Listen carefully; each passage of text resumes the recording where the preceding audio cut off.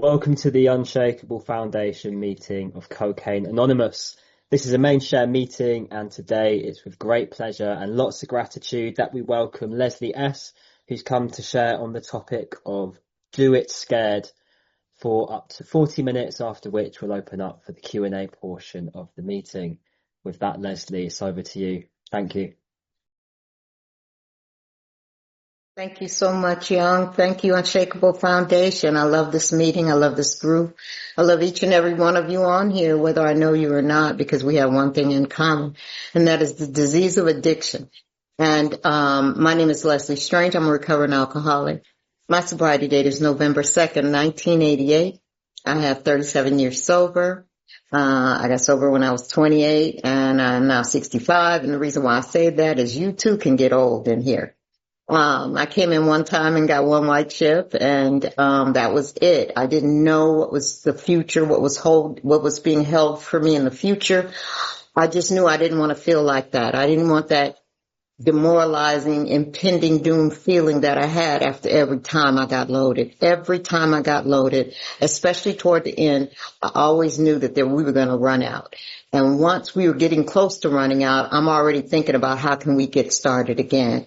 I'm the kind of alcoholic or addict, and I say alcoholic too because I drank when there wasn't any alcohol. When there wasn't any cocaine or any other substances around. My drinking got heavy as more and more that I started getting more involved in cocaine. Cocaine, of course, led to other things.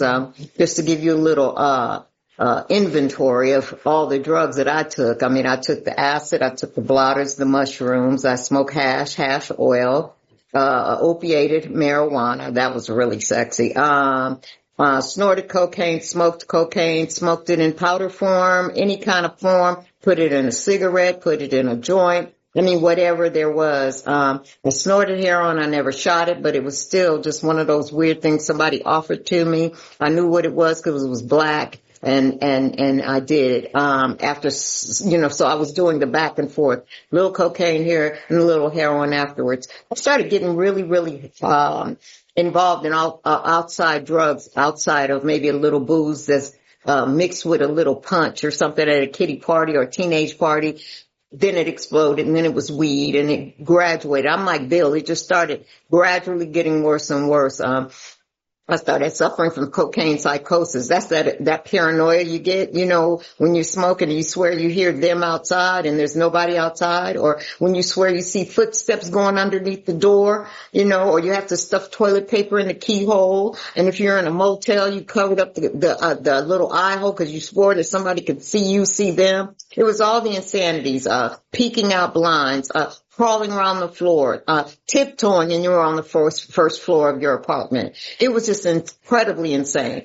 And I had a sponsor that was a nurse, and she told me that was a form of psychosis, baby. When you're coming down and then there's nothing to come down with. So I'd resort to Benadryl or over-the-counter medications. To this day, I have to be careful, with over-the-counter medications, prescriptions, anything. I have to be careful with that, even to this day. I've been relieved of the bondage of the obsession to get loaded, but there have been other moments where I felt like I wanted to. I'm just going to open up with one of the times that I was sober and I thought about getting loaded is when he left me.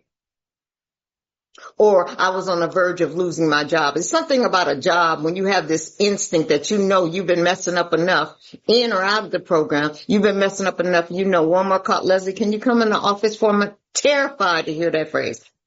To come to my office for a moment, even if they just wanted me to bring some pens from the supply room. I was mortified because I knew I'd been doing something and I was going to get caught doing something. See, I'm always the girl that's asked at work, you being good? Why would you ask me that? Because I look like I'm up to something. And 9 times out of 10, I was. I'd go get my nails done on my job. I'd go and do all these things. And this is after being sober. So prior to being sober, I couldn't show up on time to work if I showed up at all, or I went out on disability because I was on the verge of losing my job. I tried every imaginable remedy to continue to get high and to continue to show up like a normal human being. I had no children. I had never been married, and I was just thinking I was just partying. And in my 20s, it's towards the middle to the end of the whole 80s era up in there was just party time. It started out with a little drink of the brass monkeys, all the club sodas, all the big mouth Mickeys, all the beer. I was really classy when I had a beer because, I thought that if I drink a beer with a straw, I don't know if anybody tried that, but if I drank my beer with a straw, I'd get drunk faster and it would cost less money because beer was cheap, I tried every kind of beer, Lowenbrow and Guinness and dark beer and light beer. And as you know, it just got progressively worse till I just started feeling like something was wrong with me. I had a faint intuition that maybe I might be addicted, but I didn't like to hear that word because I had an idea what a junkie looked like. I saw too many movies with junkies. I saw too many movies with alcoholics, Days of Wine and Roses and The Lost Weekend and all those kind of things. I said, no, I didn't look like that. But the real thing was I had something in my body that was totally uncontrollable. And there was nothing I could do about it. So when I surrendered in October and I came and got into my first meeting September 2nd, it was on the referral of a doctor who had checked me out because I was having heart palpitations. They called it arrhythmia at the time, and I thought I was having a heart attack. At 28 years old, I thought I was having a heart attack. I don't eat. I smoke more. I don't sleep. And I looked a mess. I lost all kind of weight. It's bad when I started going to meetings, I'd wear 2 pair of jeans, to make myself feel like I was only 80 pounds. I was washed up. I was done. My skin didn't have a glow. It was gray looking. I didn't look myself in the mirror. I passed mirrors like I was a vampire. I would not look in a mirror, and I'm saying this description because I know there's some new people on here. And I want you to know that you're not alone. And whatever you've experienced in or out of the rooms of Cocaine Anonymous, trust me, there's somebody in here who's done the same thing. I was talking to a beautiful lady today, and she's in tears because she's hating her behavior in the relationship areas, and she's begging, and she's doing some of the demoralizing things we do in the rooms. And she's just asking me why, and she's in tears, and all I can do is let her cry, because the thing is she's going to have to go through it to get to the other side. And so I gave her an assignment, and I said, baby, what I think you need to do, and you've been around she's a teenager in recovery, and she's a beautiful girl, gorgeous. I said, you didn't sound cute over the phone. She sent me a picture. She's gorgeous, gorgeous blonde girl, little girl, beautiful. And she said, why do I keep doing this to myself? Why do I keep going from this guy to this guy to this guy to this guy? I've got too much time for that. I said, no, you don't. This had to come up and come out. This wasn't what you were dealing with when you was 3 and 4 and 5, or maybe so. But if you're anything like me, you compromise and you sell your soul to get that relief, that sense of ease and comfort that I got at once by taking a hit or a drink.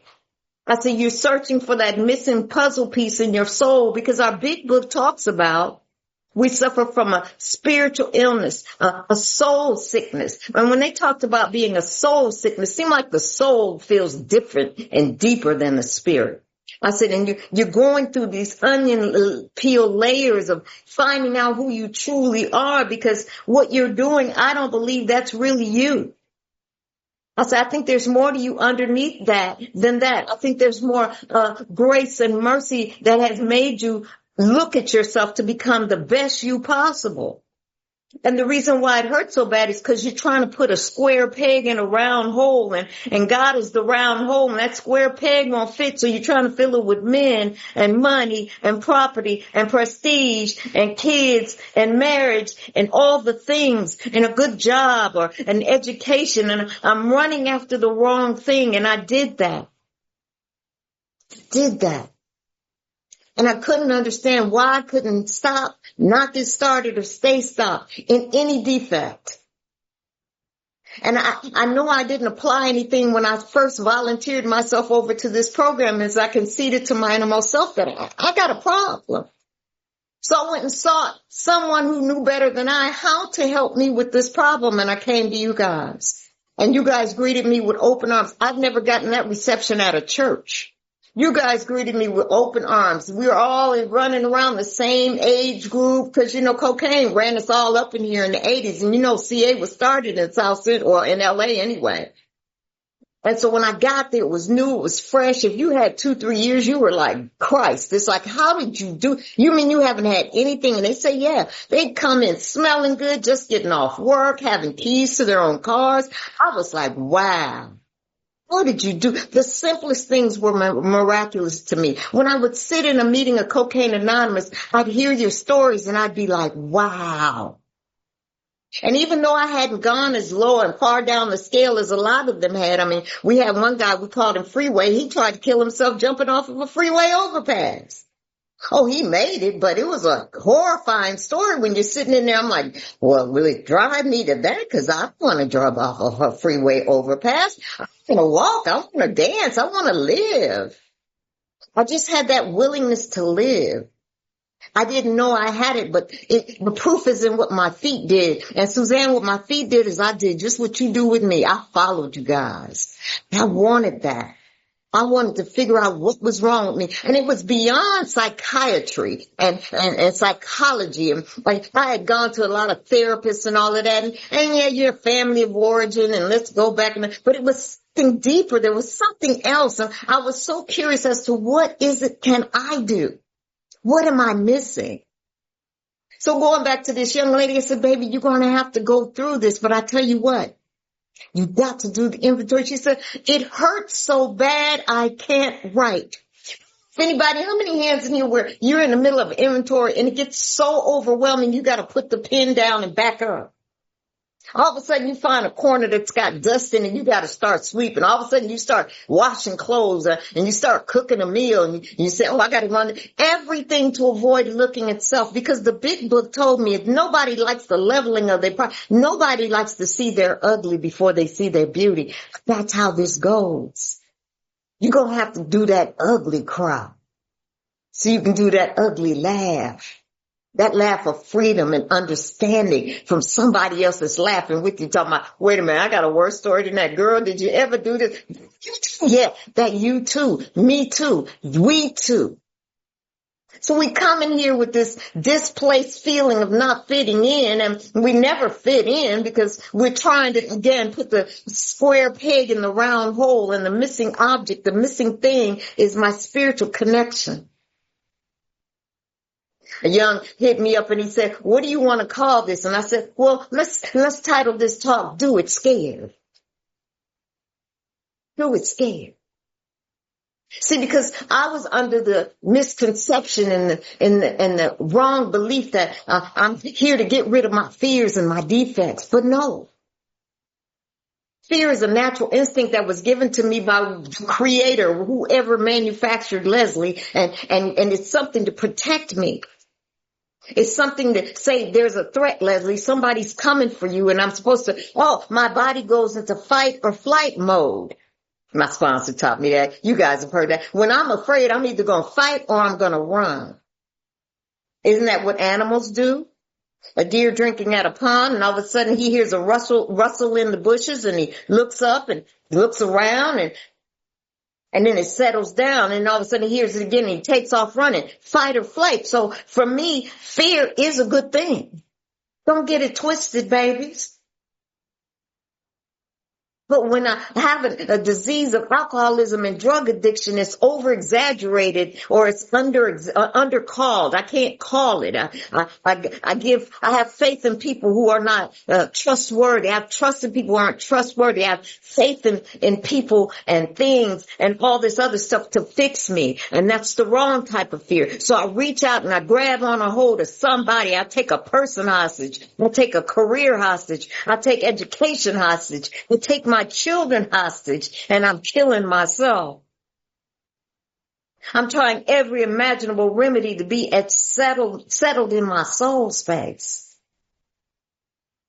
So I'm using this poor baby, and I'm saying for an example here for you guys, and I just got off the phone with her, and I said, baby, you know what, sometimes when I did what I did, I had an affair with a man, and I was like 17, 18 years sober, and I'd been married for a second time, and I was married to a man in the rooms, and we were all in this tight little knit, because we think the fellowship is worldwide, but really it's only a little nanoscope of what the world as a whole, as people as a whole do, which is a small entity of that. So we're living in a world within a world. Hmm.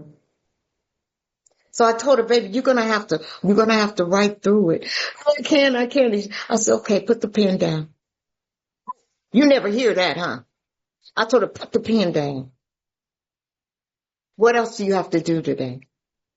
She said, well, I can do this. Go do that. So she tells me, okay, Leslie, well, I'm going to go and do it. I said, well, you have two choices, baby. If it's that painful, don't write no more. Chunk it.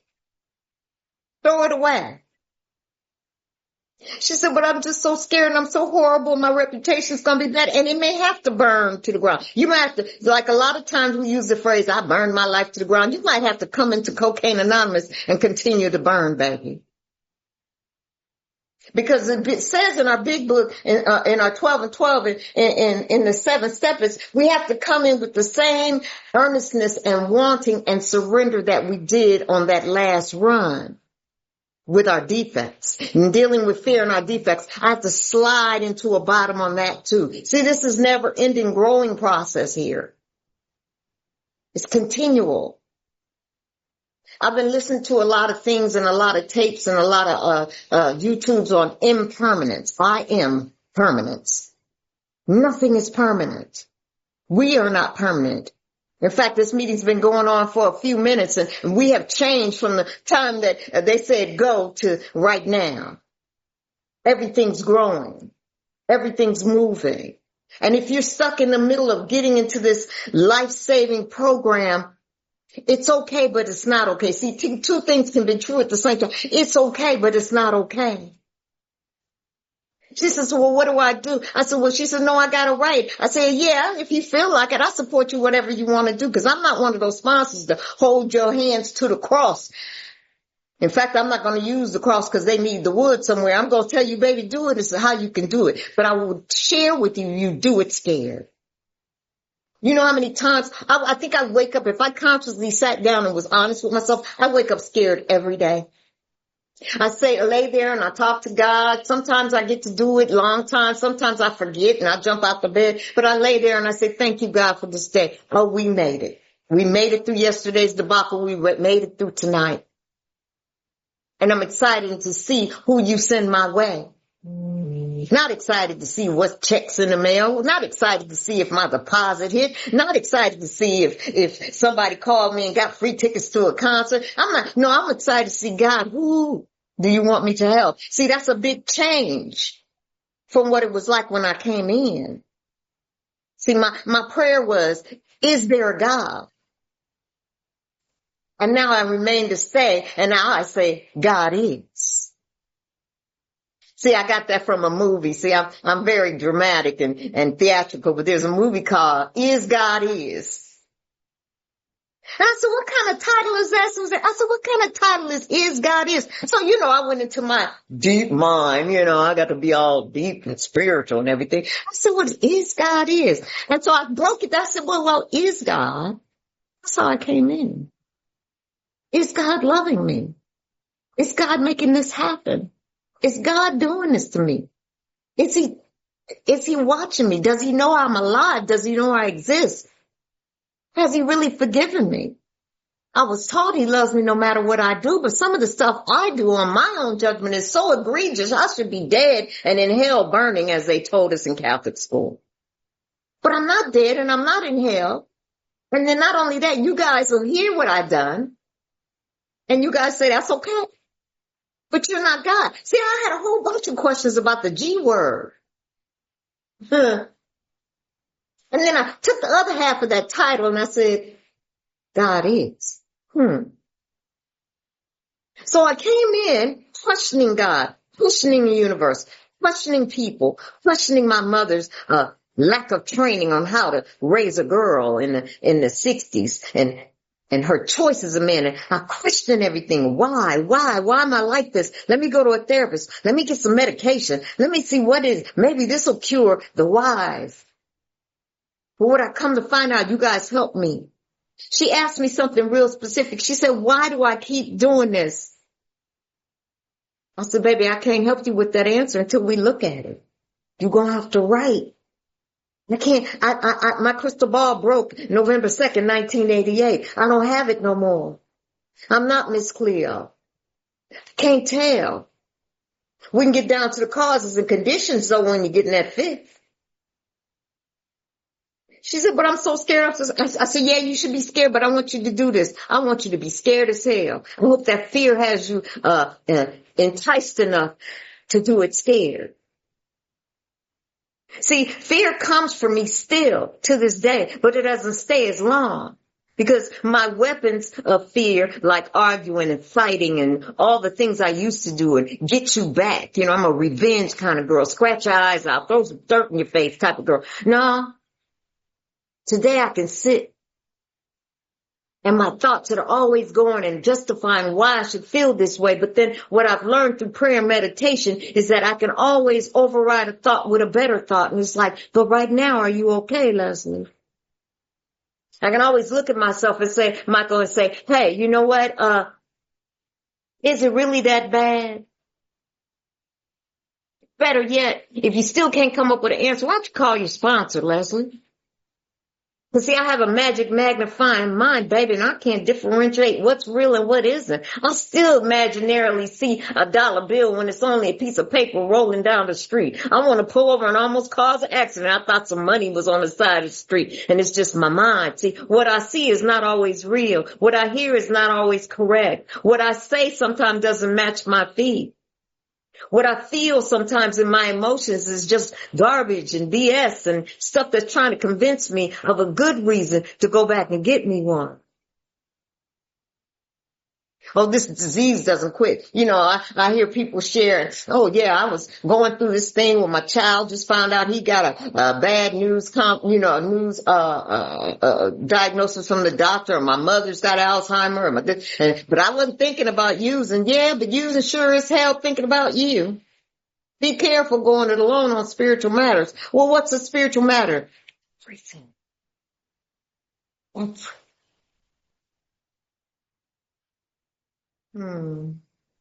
So I said, baby, you got to do it scared.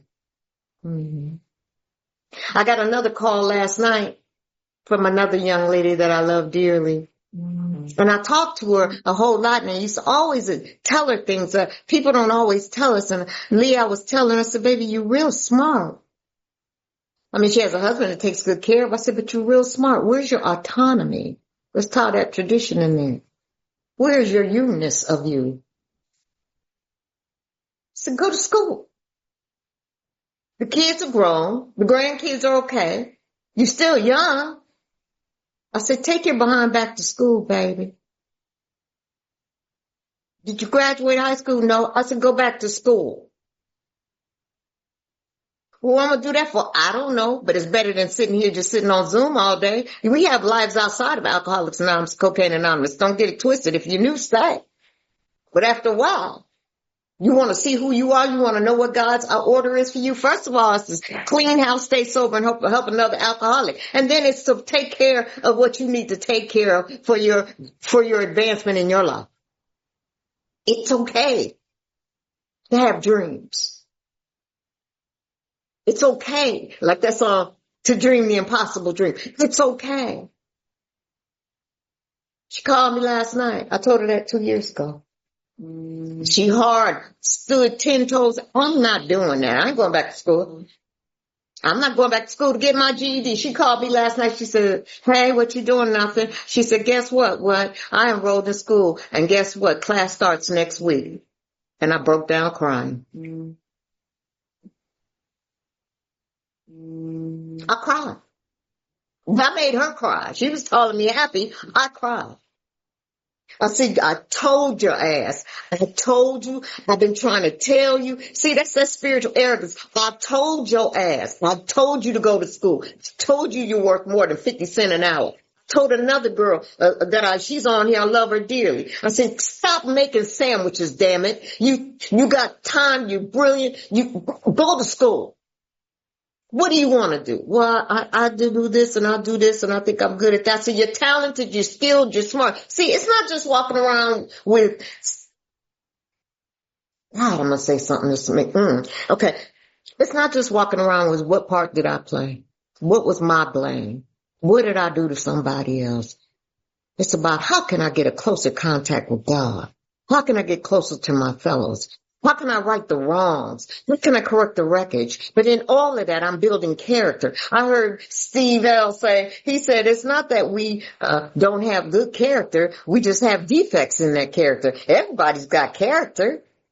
If your mom ever or your dad ever told you how to say thank you and please, you got some character. You got some assets. Well, when I sponsor, I give you both. You walk away with assets and liabilities list. This is where you can grow, baby. And if something pops up, I say, go get your defects list and let's look at what defect that was working on. And we go back and look at it. Because we must keep our head on the swivel. Nobody likes to look at the ugly before you see the pretty. No man likes to look at the unmanliness until he starts growing to be a man. There's levels to this, baby. And it's not about me being higher than you or you being lower than me or any of that. There's levels to this advancement and this growth and learning how to deal with life. See, I need a spiritual navigator in my life to help me walk through and avoid those pitfalls and avoid those deep holes. You know how you hit a pothole and you feel like it tore up your whole undercarriage? That's how I feel when I hit my potholes in life. But there's a mechanic that I can take it to. My sponsor, you thought I was going to say, God, I have to take something to my sponsor. Because she's plugged in when I'm not. And what is she plugged in? She's plugged into the power. And the power is the energy. And the energy is the vortex. And the vortex is the Wi-Fi. And that spirit. And that stuff I can't see. I'm an encourager as well. So when my last baby went to school and she called, she was letting us know all along. She's sitting in class even on Zoom. I say, if you don't go on and focus on school and get off this Zoom and finish doing that and just change your schedule around a little bit, but stay in touch with me. Girl ended up with a 4.0 this first year of school. And got a job in the field she going to school for. I said, get out that sandwich. Because see, what we don't understand is not little things. I'm just talking about practical things. You know, when you get them side hustles and you get them little side jobs and you get that little hustle on the side, that's cool, you know. But when you're working for tips and you ain't getting no Social Security taken out. See, I'm 65 now. I'm glad they took Social Security out of my check. Oh, I was whining and pissy and complaining. But I'm glad they took it out. I had those kind of jobs. See, all laws don't feel good, and even the laws that we make as a people aren't fair. But I have a belief, and I believe in most things, even though they may not be right and fair and I don't understand them, that these things were made for our better good. Just like the laws of the universe. Do it scared, baby. You don't want to go to a meeting because you're agitated with the secretary, you're irritated with yourself, and you just are not in the mood. You had a horrible day. Do it scared, because that's all it is. You know, anger is nothing but fear inverted. Did you know that all of the things that are affected when I have a resentment are all driven by fear? So if you mess with my pocketbook and my self-esteem and my pride and my ego and my ambitions and my personal relations and yada, yada, yada, it's all fear-based. And then you tell me in the third column, am I selfish, self-seeking, dishonest, or afraid? I'm dishonest because I'm scared, so I'm going to lie to me and I'm going to lie to you. Ooh. And then I have to read this stuff to a sponsor, and I'm scared to read it to her. Most people are scared of me. I don't care. But I'm scared to read it to Leslie because Leslie's getting ready. Oh, Lord, Leslie going to tear me up. You know what? I'm more gentle to you when you're going through the fifth than I am when you're going through some regular day-by-day bullshit. Believe it or not. Because I know how scary it is. And it's an honor to hear someone tell their stuff. It's an honor that they picked me. Dump it all, baby. Because I'm going to have to go cleanse after I get finished with you anyway. But just to see somebody be able to share that stuff and get that feedback back. And then we find out what your defects are, and defects are all, fear is the corroding thread through my life. Everything I've done has been based in fear, whether it was over-sexualized, low self-worth, low self-esteem, not feeling enough, not feeling a part of, feeling insecure, devaluing myself.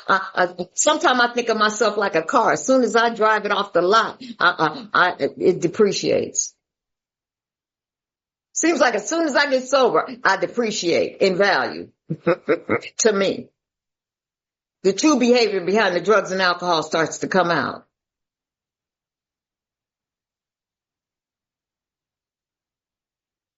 You know, sometimes I look back at my life and I say, how did I get through those things?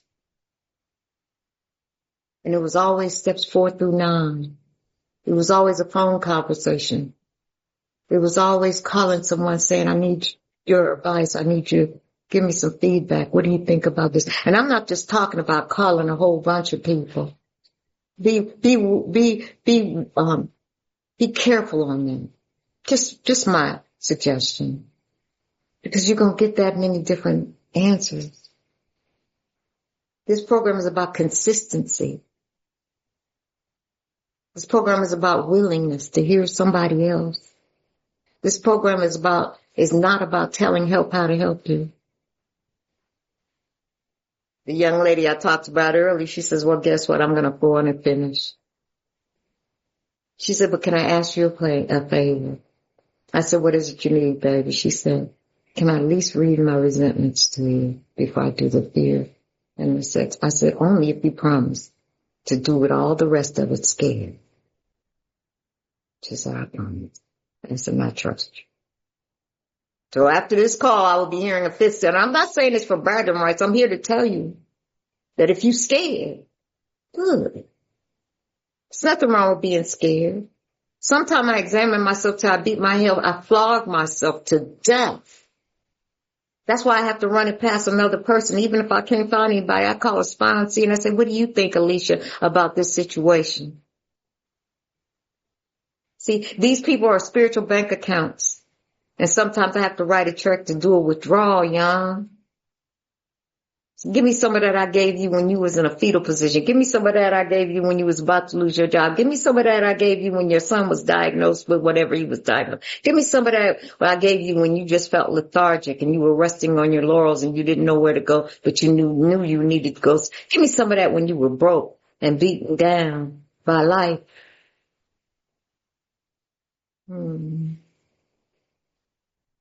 You know, it's so funny. I'm so selfish and self-centered and self-seeking even to the day. See, I'm one of those people that will tell you what's going on today. I know there's speakers on here who are beautiful speakers in this world that are beautiful speakers. But I want to know what you're living like. Where are your feet in right now? What puddle of water or puddle of mud are you standing in right now? Oh, mine's been muddy. I wrote an inventory a couple months ago. Called my sponsor, set it up. See, the thing about it, I started out with a gazillion people on my inventory when I was new. I wasn't even sure if it was resentment, but if I thought about it, I put it down. My first reading, she laughed at me for the whole damn 8 hours. She said, there ain't no resentment. That's a pet peeve. People who cut me off at the light. No. That's like writing down your fear. I'm scared of spiders. No, let's talk about some real fear. What about that fear of what everybody's going to think about you when they find out the news about you? What if you've been whoring around the rooms and somebody finds out about it and you know they're going to tell, because we people who talk, don't get excited, don't get upset. We ain't a gang and we're not a spiritual conclave of people. I have a younger son who scares me because he's so much like me. And I've been thinking lately, I said, I wonder if he's got the problem.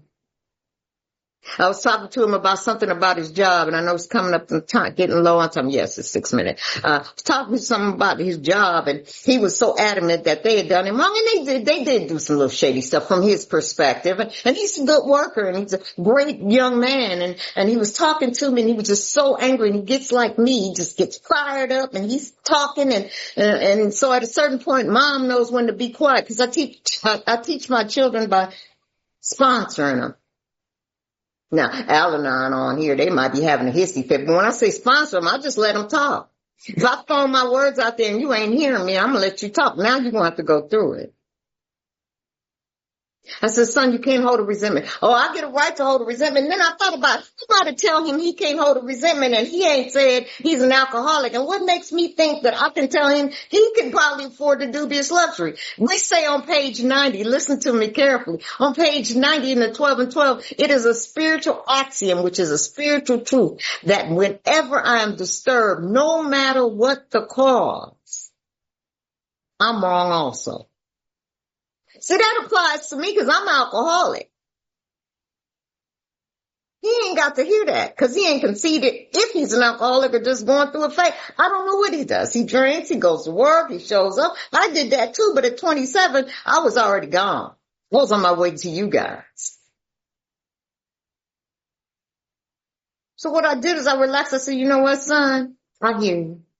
I said, so what's your plan going forward? And we talk like adults. I take off my mama hat and I put on my spiritual advisor, navigator, or my recovering alcoholic addict mind, and I let him go on ahead. And what I've learned how to do is talk to my children better than my mom talked to me. She was a good mom. She did the best she could. And now today I understand her more than I ever did when she was alive. My mother was raised basically by a man that beat her, and she had 2 kids that died a month apart with 2 different things. And as I put myself in her shoes, I was like, that must have been a beast. No wonder she kept me right under her right arm. She kept tight. She was tight on me. And then she let my brother do whatever. He was born after me. No wonder. See, when I start to do the principles in the 11th step is to comfort than to be comforted, to understand than to be understood, to love than to be loved, to forgive the unforgivable, and accept what I can. But hold up, for me, everything ain't acceptable.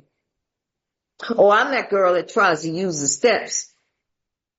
Like Ralph likes to say, I try to use the step as a management tool. Okay, if I pray a little more, if I write a little more, if I sponsor some more, if I meditate some more, if I speak some more, if I say all these good things, everybody will look at me. My alcoholic spiritual arrogance says that I can still manage and control some things. Or if maybe I need to write because I'm still holding on to this. Maybe I need to pray. Maybe I need to meditate and levitate. And I was listening to something that says maybe you need to not do nothing and stop trying to control it, because that's the ego still trying to control it within the rooms. I don't know if you guys heard that. Rewind that, play that again for the people in the back and listen to me on tape. I'm using the tools of Alcoholics Anonymous to control some stuff that just ain't acceptable for me. Because I want to be right. I want to do the things right. I want to do all the check marks. I want to do everything just like they say in the book, because I'm so scared. Why? I'm imbalanced, scared of getting loaded again. So I try everything. Every card dealt to me, I try to, okay, I'm not going to say anything. Oh, I'm going to hold on to this. Oh, I'm going to sit like this. I'm going to wave like I'm Michelle Obama on a parade boat, afloat. Everything's fine. And inside, I'm dying. And inside, I'm angry. And inside, I feel unjustly done. And inside, I'm not telling nobody.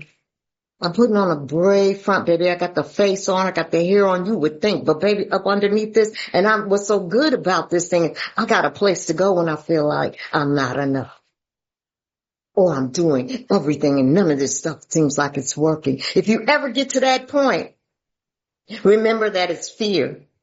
And if you ever get to the point where you start to tell your sponsor, hey, I don't feel like writing right now, and I don't feel like talking right now, and I don't feel like forgiving right now, and I don't feel like all that. And then she'll say, it's okay, baby, because the good thing is you were feeling like calling me. If you didn't do nothing else, you called me. Whew. At least I did something right. And if I go to bed tonight, I know I did one thing right, and that was to stay sober and give a message of the truth, the reality. I don't know what, I'm a segue, and I'm about to end it with this. People say, Leslie, you're so honest. And well, what is everybody else sharing? Some bullshit? That's all I got. And also, I ain't scared of you. And I'm the scariest person in the room. But I'm not scared of people who look like me, talk like me, walk like me, and still got the same crippling disease that I have. I have nothing to do. Well, how can you be that honest? Well, what everybody else be sharing? What I know is they be sharing bullshit.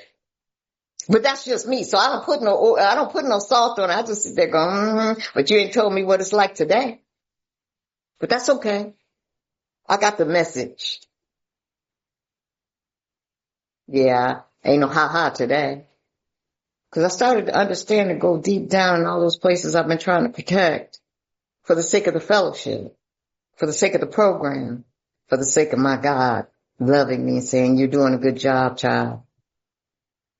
That ego's still in there brewing. That fear's still in there brewing. But guess what? I keep coming back. Why? Because I'm doing it scared as hell. I have a son who lives in South Central, Los Angeles, and every day I wake up, I look at the news. I pray it ain't his picture on the news. So my message to you today, thank you. That was mine. My message to you today is, whatever you're doing, if it's headed toward recovery and feeding your spirit and the sunlight of the spirit, do it scared. You can't go nowhere but up if you hit the bottom like I hit. My name is Leslie Strange. I'm a recovering alcoholic. Thank you so much.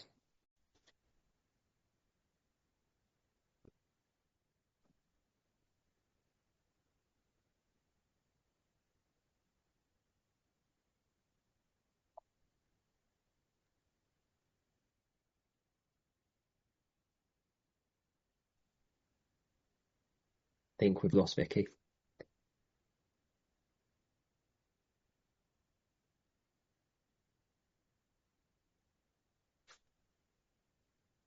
I think she's Okay. gone, sweetie. While we're waiting for Joe, would you like to come in with your question? Yeah, feeling scared, don't want to ask it, so here goes. I'm with a sponsor who didn't go very low. I went to hell, and I'm sharing a fifth step, and I'm getting no me toos. I'm getting nothing back, and I'm feeling lost, and I wonder whether I should be looking for someone different or sticking with who I have. What would be your advice? Joe, I can't even really tell you your advice, what I'd advise you to do because you feel like you're not getting any feedback. One of the things I can, and I thank you for that question, we're always looking for a feeling. And, this is your first inventory. So I would suggest that you let him know. Can you give me some feedback? Can you help me with, what am I giving? There's a plethora of questions, but let him know that you'd like to. I mean, I've had people come to me and say their sponsor just listened to the fifth steps. Back in the day, maybe that's what they used to do then. Maybe that's how he was raised. And I want to also ask you a question. What attracted you to this sponsor in the first place? What was it about him that attracted you to him? And you go into your internal self. And if it really feels bad, the third option is to pray and ask God to guide you and trust your footsteps. But I would say just continue working with them on that and ask them if you can get some feedback. Just be open. Do it scared, baby. Ask him scared. Be scared and ask. Shit, what's the worst he could say? I quit you? So what? You've been quit before. I hope that helped a little bit, baby. Thank you, Joe, for your question. Thank Vicky, you. we got you back. Please come in. Aloha, Leslie. It's good seeing you. Um, Okay. sorry, I am definitely doing it scared today. I am not in a good state. Leslie has heard one of my fifth steps. Um, and I have to have a really scary conversation with a very, I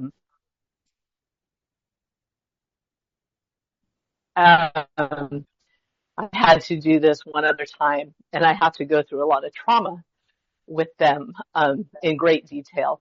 And I'm too, like pen to paper is not an option. I'm in too much fear. I can't do the thing that I do, which is use AA, is the scholastic, cure for my problem. And so I'm doing nothing. I'm just sitting still, but I'm like vibrating and coming out of my skin. What would your suggestion be to somebody who is doing it in fear, but feels like they're literally going to explode from the pressure of the anxiety leading up to the thing that they need to do. And you reminded me once, I broke into a storage locker when I was out on my run and thought the cameras couldn't see me if I taped pillows to my feet and ran around the storage unit naked. So, good days. Vicky, I love you, my friend. I think your question was how do you do it scared? How do you keep writing when the anxiety is so overwhelming? And I get that a lot from a lot of us, because some of us do have chemical imbalances in our body. I'm not a doctor or psychiatrist, but some of us do have that overwhelming anxiety or panic or whatever. But it's like PTSD is post-traumatic. After the event has happened, remember what you're writing is what historically happened, but it's not going on right now. Remember I said the fight or flight. Something in your thinking attached to your brain is telling you that you are in danger right now, where you're writing about something that's already gone. It's past. So my thinking is lying to me and acting as if I am in the fight right now. Bombs are bursting everywhere. I'm in a foxhole. And that's not real. So what you do is maybe let the person know that you're writing and you're scared. I've done things like, I've offered to some ladies, if they get stuck and they get scared, I can have a shut up and write session. What does that look like? You got your format for your inventory. You stalled, you're scared, you want to go it alone.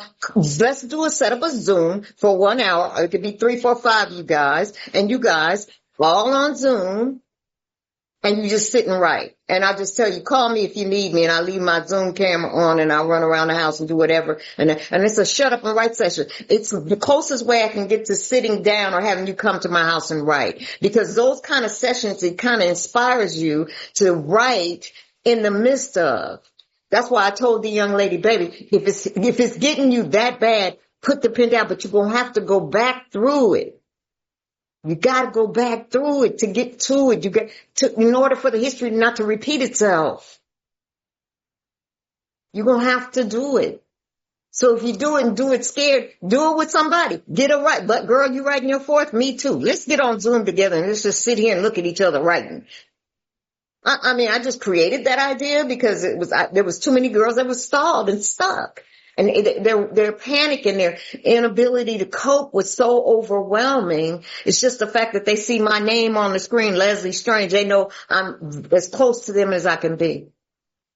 So maybe if you try that, write it, do it scared, baby. That takes somebody with you that's just as scared. That's even better. You're being of service. You're doing a 12-step while doing a 4-step. How about that? I hope that helps, Vicki. And I love you. Stay safe over there in Hawaii. Thank you, Vicky, for your question, and thank you, Leslie. We want to get everyone in before we close, so we're going to drop question time to 1 minute apiece for the last 4 we've got. And Lillian, you're up next, please. Hi, family. Leslie, thank you so much. I don't know what it is that Philia saying, I love you. I don't know you, but I love you. What you were speaking about the last 3 minutes, I hope I get it right.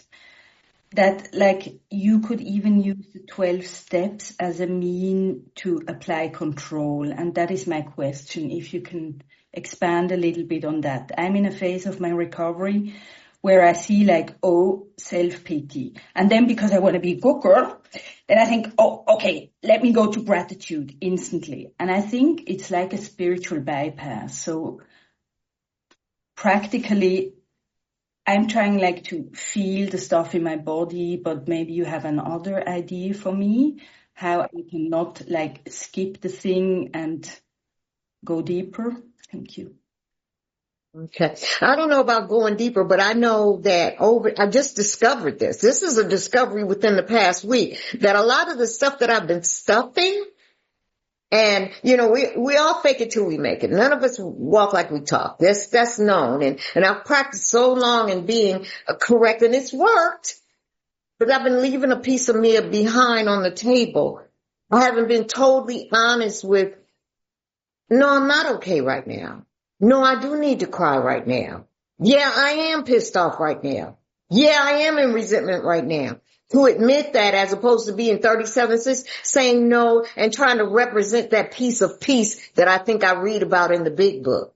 Trying so hard to look so spiritually in order and calm and all that, when inside I'm burning, I'm dying. So what I've learned to do, because I'm always, what do? We seek approval. So now my approval is not always people. It is part of people. I want y'all to say, ooh, she's just so, ooh. But it's really seeking approval from somebody that's already approved. Something that's already approved me. And that's the Most High. God has already given me grace and mercy. He's graced me into approval. So why am I trying to perform for Daddy so that I can get a reward? How come I just can't say, here's my good, here's my not so good, help me, God, but let me help somebody else. And it's okay for me to cry and bend over and fetal position and lose it for a minute. Don't try to be so perfect you'll kill yourself. Does that make sense? But that's not for everybody now. Don't everybody run around here saying, F it, I could just hold on. No, that's how I am. That's from my point of view. So it doesn't apply to everybody. Please don't go out and just make that, ooh, that's the new rule. No, I'm done. Thank you. Thank you, Lillian, for your question. Tamra, good to see you. Please come in.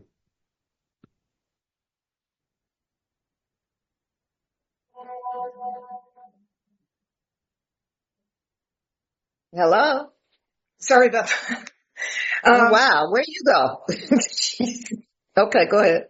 I was out with the fairies. Tamara Alcoholic. Leslie, thank you so much for your wisdom and for sharing your life with us. So my question is, what is your connection like with God throughout the day? And do you find yourself trying to manage and control any areas of your life on your power? And how do you sort that out? Okay, that's a 3B. So real quick, I'm going to do this. So the first question was, what's my connection with God throughout the day? It's real sexy and it's real easy because I'm retired and I live alone. So it's real cool because nobody's here and I can connect to God like bam. You know, me and God, we be dancing, we be talking. I say hi to my mom in the universe, my old sponsor, Betty T. I might talk to her. I might talk to a half a dozen girls one day and then none the next day. And those are all connections to God. A lot of deep thinking about things. A lot of times I sit with no TV on for the whole day. I'm just connected. So that's easy to do when it's just me. But when I get among the world with the people who are imperfect and they're not perfectly connected like me, then all of a sudden, it goes wacky sometimes. But most time I'm at peace because I can't wait to go back home because this is my home base. This here that I live in, that I've created in my mind that's coming to fruition, this is home for me. So my connection with God is everything I do every day. The thoughts. When the bad thoughts come, I swipe to the left like a bad dating app. Said, nope, that was a bad thought. Leslie, you're going to be okay. When I go to open the mail and there's a red notice like, yeah, I ain't got the money right now, but the shit's still on. Whack to the next day. Okay, it's going to be paid eventually. God, you know. So that's that. Second question, real quick. What was it you asked? Just simply, do you find that you ever during your days, what do you do how do you sort out when you're managing different areas of your life, managing and controlling different areas of your life? Sometimes I don't know till I'm out of it. Sometimes I don't know till I passed it and said, damn, that was a little. It's a review. It's the 10th step end of the day. That nightly review. What could I have been better? What could I have done better? What did I say to that sponsor that offended her? That didn't fit right with me. Sometimes I just have to sit and do nothing. And then call my sponsor, run it past her and ask her, what does she think? Do I need to pay an amends or whatever? Did I run something? She said, no, baby, you were just being, no. And she'll tell me what it is. She's here to remind me what I forget. She's my dictionary thesaurus or whatever. And she checks me. Thank you, Tamara. I love you, babe. I didn't get that we ain't got time, but I love you. Thank you, Tamara, for your question. Martine, please come in. Hello. Right, that was a beautiful share. I've done so much notes. I usually get like a couple of points, but the whole questioning God, like with people asking why, going back, like telling someone to go back to school and they're doing it. I was like, wow.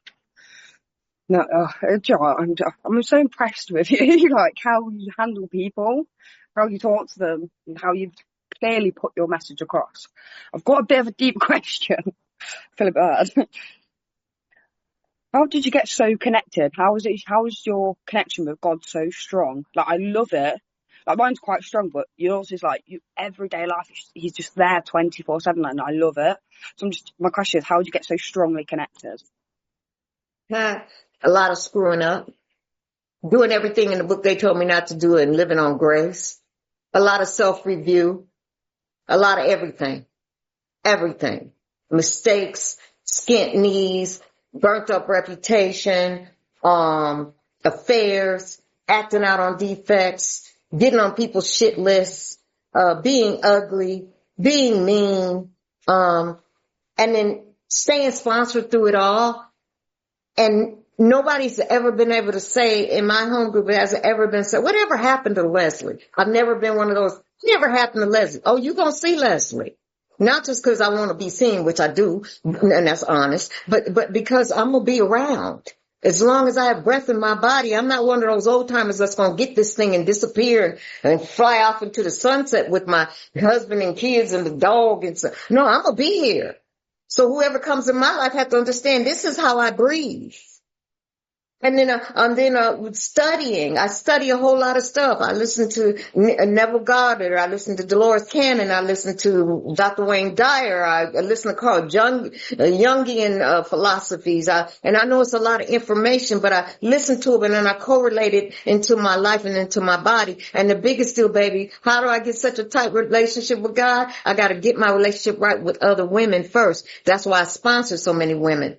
I'm going to say this and be done. If you have a problem with sex and life in general, male, female, go get you a whole bunch of other people to sponsor. The more people you sponsor, that means that's how crazy your ass is. That's what my sponsor told me. I hope that helped. Next! Thank you. Thank you, Martine. Last, but definitely not least, we have Angela. Please come in.